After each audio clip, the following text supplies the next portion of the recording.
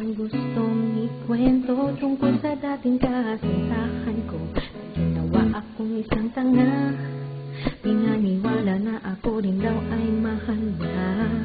At alam nyo ba, dalawa kami noon sa puso niya, na pinagsabay ako'y pinaghintay, pinangakuan na isang araw ako raw ang kanyang iibigin.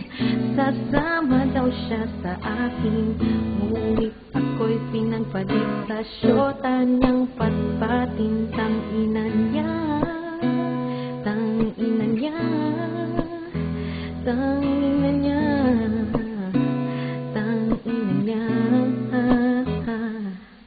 Ngunit ako'y hindi natuto, tuloy pa rin ang tatangahan ko. Siya ay hindi ko pang tinanggap nung siya ay bumalik at iiyak-iyak. Tinanong ko siya kung ako na ba ang nasa puso niya.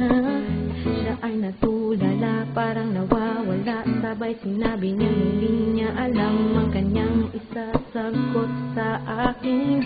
Di ba raw niya kayang tisanin, mahal na mahal niya raw pa rin ang syota niyang patpating. Tangina niya, tangina niya, tangina niya, tangina niya.